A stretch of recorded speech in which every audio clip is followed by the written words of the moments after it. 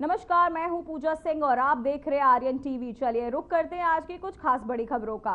प्रदेश सरकार के कार्यालय में 3 वर्ष पूर्ण होने पर मुख्यमंत्री पुष्कर सिंह धामी लगातार कार्यक्रमों में शिरकत कर रहे हैं। बता दें कि आज रुद्रपुर उधम सिंह नगर में कार्यक्रम का आयोजन किया गया। इस कार्यक्रम में शामिल हुए सीएम धामी ने जनसभा को संबोधित किया। 30 से भी अधिक नीतियों को लागू कर प्रदेश के विकास को गति प्रदान करने के साथ ही रोजगार के अवसर सृजित कर पलायन की समस्या से निपटने की दिशा में भी काम किया है।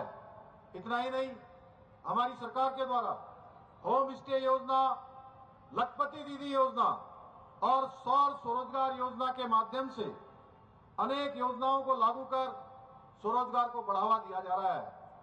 वहीं दूसरी ओर लाखों गरीब परिवारों के लिए पक्का घर बनाना, निःशुल्क राशन वितरित करना, प्रतिवर्ष 3 गैस के सिलेंडर प्रदान करना, वृद्धावस्था पेंशन को बढ़ाने के साथ साथ ही पहले प्रदेश में 2 परिवार में अगर 2 बुजुर्ग दंपत्ति होते थे तो दोनों को पेंशन नहीं मिलती थी भाइयों।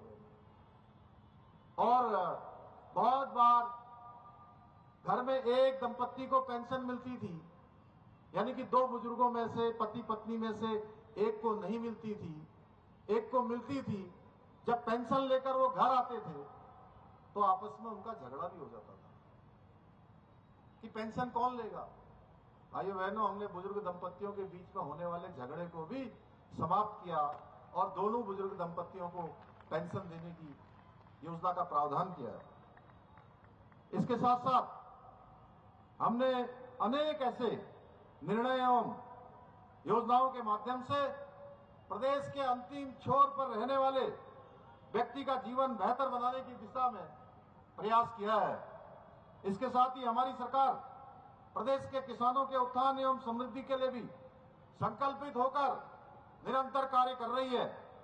आज जहां एक और किसान सम्मान निधि योजना आदरणीय प्रधानमंत्री जी के नेतृत्व में किसानों के सम्मान के लिए, किसानों के प्रोत्साहन के लिए शुरू की गई, प्रदेश के लगभग 8 लाख से अधिक किसान भाइयों को आज आर्थिक रूप से इसका संबल मिल रहा है। वहीं किसानों को प्रमुख फसलों पर बढ़ी हुई एमएसपी देकर उनकी आय में बढ़ोतरी भी सुनिश्चित की जा रही है।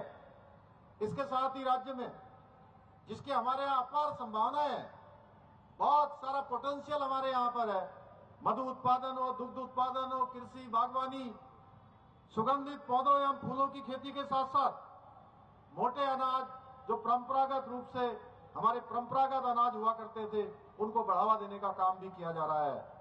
चाहे प्रदेश में किसानों को 3 लाख रुपए तक का ऋण बिना ब्याज के देना हो, किसानों के लिए नहर से सिंचाई को बिल्कुल मुक्त करना हो, या फिर फार्म मशीनरी बैंक योजना के अंतर्गत कृषि उपकरण खरीदने के लिए 80% सब्सिडी देनी हो।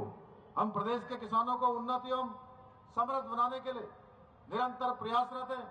भाइयों बहनों, आप सभी को पता होगा, मैं 2022 के आम चुनाव से पहले मुझे 6 माह पहले राज्य के मुख्य सेवक के रूप में काम करने की जिम्मेदारी मिली और मैं भली भांति जानता था, चाहे खटीमा हो, नानकपता हो, सितारगंज हो, किच्छा हो, रुद्रपुर हो, चाहे वो हमारा गदरपुर दिनेशपुर का क्षेत्र हो या हमारा बाजपुर तक का क्षेत्र, पूरा जनपद, इस पूरे जनपद में बंगाल से विस्थापित होकर रहने वाले हमारे बंगाली भाइयों की बहुत बड़ी संख्या यहां निवास करती है।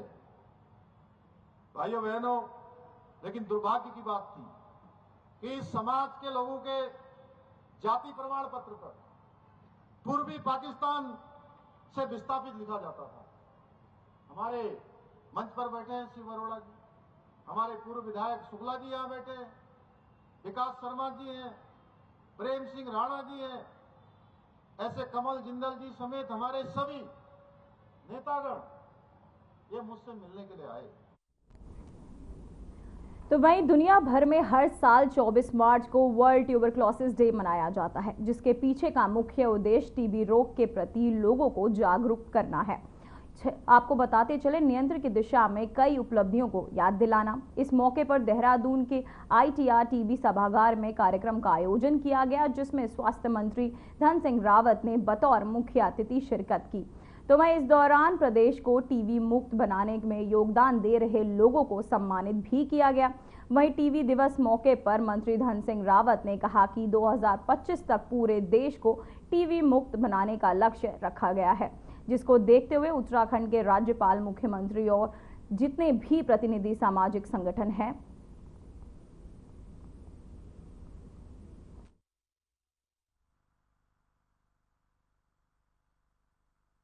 देखिए, ऐसा है कि हम लोग प्रत्येक ग्राम सभा में टीम भेजी है और जो भी ग्राम सभा में जितने लोग रह रहे हैं उनका स्वास्थ्य परीक्षण कराने के बाद ही उनका जो है, अगर किसी पे लक्षण पाए जाते हैं तो उनका इलाज किया जा रहा है।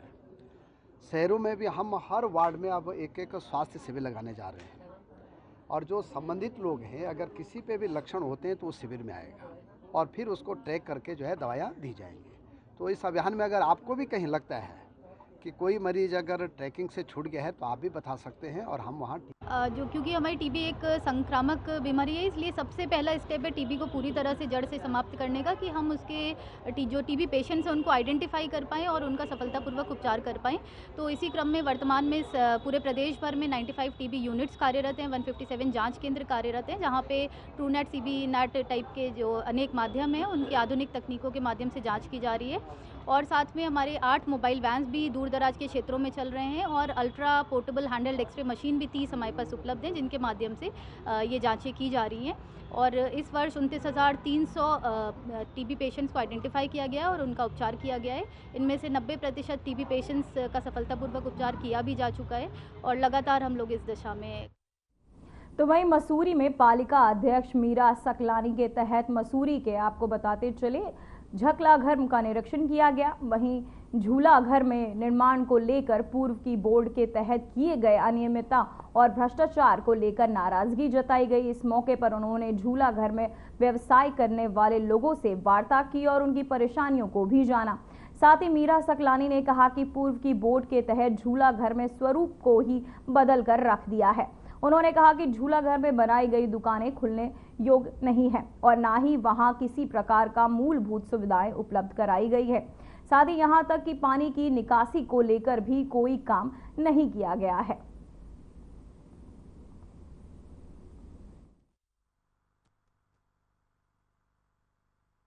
बहुत सही तरीके से देखने की ज़रूरत है, दिखाने की ज़रूरत है।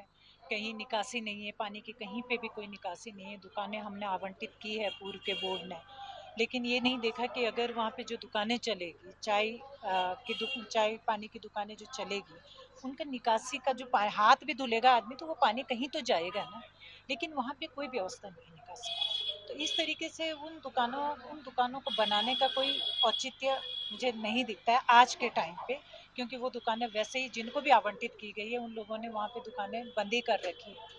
ऊपर से वहाँ पे एक झूला लगाया गया है जिसका वहाँ पे कोई औचित्य नहीं था, उस झूले ने सारी जगह घेर ली है।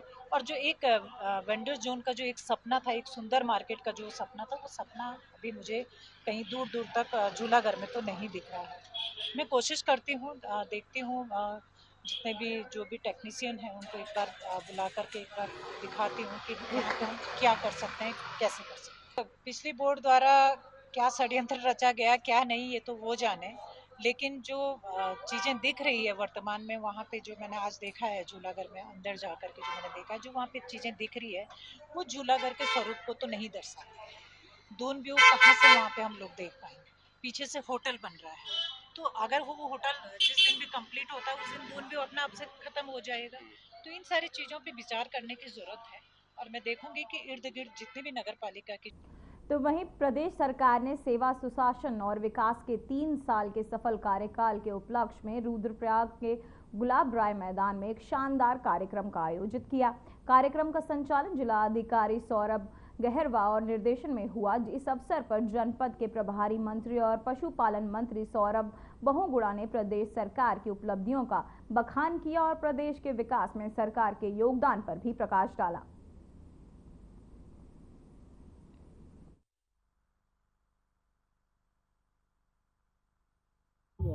नहीं, देखिए मैं आज सरकार के 3 वर्ष पूर्ण हुए हैं सेवा, सुशासन, समृद्धि और विकास के, और मैं मुख्यमंत्री जी को समस्त सरकार को बहुत बहुत बधाई दूंगा कि जो वादे जनता से 2022 में हमने किए थे, जो हमारा विजन डॉक्यूमेंट था, उसको धरातल पर उतारने का काम किया गया है। माननीय मोदी जी ने जो एक लक्ष्य रखा है उत्तराखंड के लिए कि आने वाला दशक उत्तराखंड का हो, उस पर ये सरकार काम कर रही है। बहुत सारी योजनाएं आज मैंने मन से अभी गिनाए हैं, चाहे वो नकल विरोधी कानून हो, यूसीसी हो, चाहे वो दंगा विरोधी कानून हो, और जिस तरीके से आप देखिए 20,000 से ज़्यादा सरकारी नौकरियां हमने बिना किसी सेटिंग के, बिना किसी सिफारिश के आज उत्तराखंड के युवाओं को रोज़गार मिल रहा है सरकारी नौकरी के रूप में। इसके लिए बहुत बड़ा धन्यवाद दूंगा सरकार को। माननीय मुख्यमंत्री जी उन्होंने कहा है कि हमने इन 3 सालों में जनता से किए हुए वादों को धरातल पर उतारा है। हमारी प्राथमिकता हमारी मातृशक्ति को सशक्त करने की, युवाओं को रोज़गार से जोड़ने के लिए, जो पलायन है उसको कहीं ना कहीं रोकने के लिए, और उत्तराखंड को विकसित बनाने के लिए हमारी सरकार ने प्रयत्न किया है।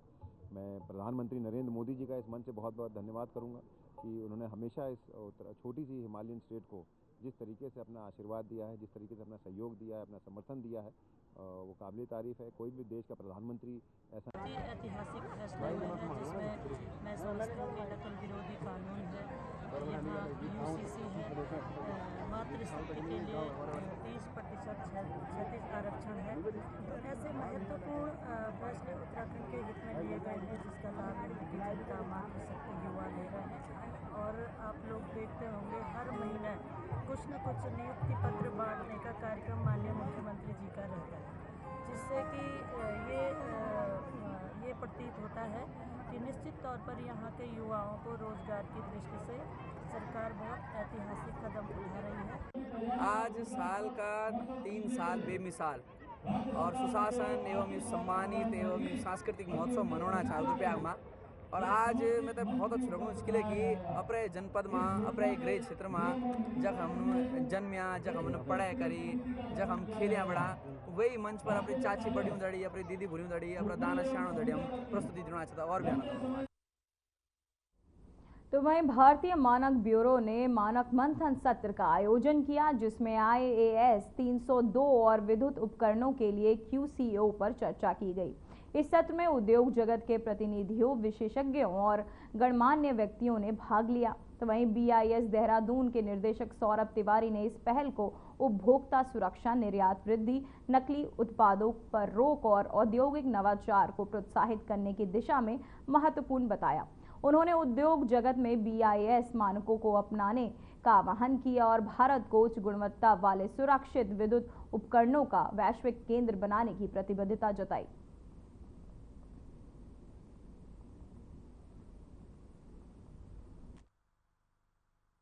जैसा कि आप सभी लोग इस बात से परिचित हैं कि भारतीय मानक ब्यूरो जो राष्ट्रीय मानकीकरण निकाय है और जो इंडियन स्टैंडर्ड्स हम सभी लोग जानते हैं वो भारतीय मानक ब्यूरो ही बनाता है। विगत 1 वर्ष से जो मानक मंथन श्रृंखला है उसके अंतर्गत विभिन्न कार्यक्रमों का आयोजन प्रत्येक माह किया जा रहा है। आज एक मानक मंथन का कार्यक्रम हरिद्वार क्षेत्र में किया गया, जिसमें कि हरिद्वार के अलावा निकटवर्ती देहरादून जिले से भी विभिन्न औद्योगिक इकाइयों के प्रतिनिधि इसमें शामिल हुए।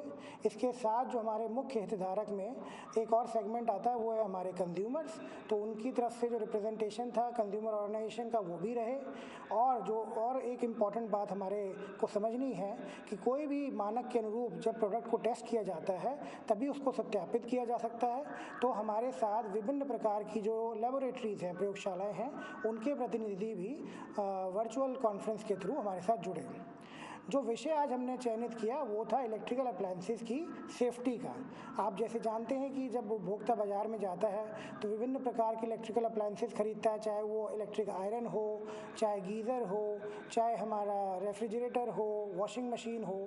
इन सब पर अब भारत सरकार ने एक ISA 302 पार्ट 1 एंड पार्ट 2 इसके अंतर्गत इसकी सेफ्टी के जो पैरामीटर्स हैं उनको अनिवार्य कर दिया है। तो जितने भी ये अप्लायंस मैन्युफैक्चरर्स हैं इनको BIS से लाइसेंस लेना है एवं इस बात को सुनिश्चित करना है कि जब ये उत्पाद बाजार में आए। तो वहीं उत्तराखंड की सांस्कृतिक परंपराओं की रक्षा की मांग को लेकर हल्द्वानी में पहाड़ी आर्मी के कार्यकर्ताओं ने जोरदार प्रदर्शन किया। SDM कोर्ट तिहारे और इकट्ठे हुए और कार्यकर्ताओं ने राज्य सरकार के खिलाफ नारेबाजी की और पुतला भी फूंका। तो वहीं प्रदर्शनकारियों का आरोप था कि प्रदेश में इस समय भिटौली का पावन समय चल रहा है, जो उत्तराखंड की महत्वपूर्ण सांस्कृतिक परंपरा है।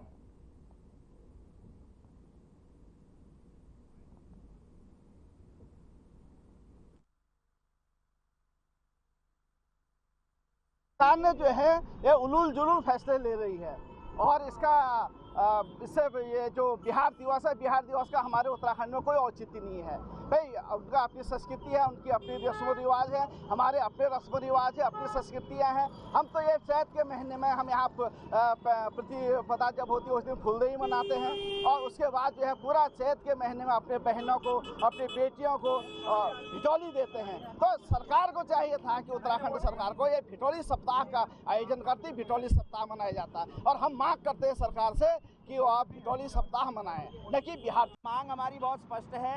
ये राज्य हम पहाड़ी लोगों के लिए बना है। यहाँ अन्य राज्यों के त्यौहार, उनके मान्यता मनाने से पहले राज्य सरकार हमारा भला करे।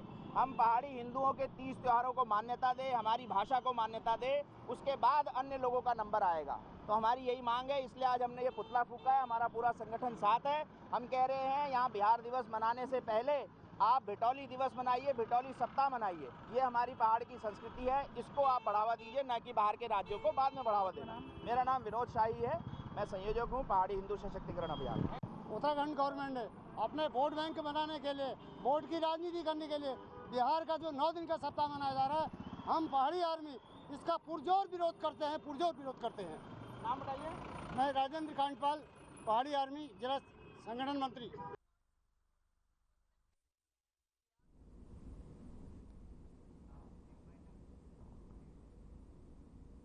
फिलहाल बुलेटिन में बस इतना ही। मुझे दीजिए इजाजत। नमस्कार।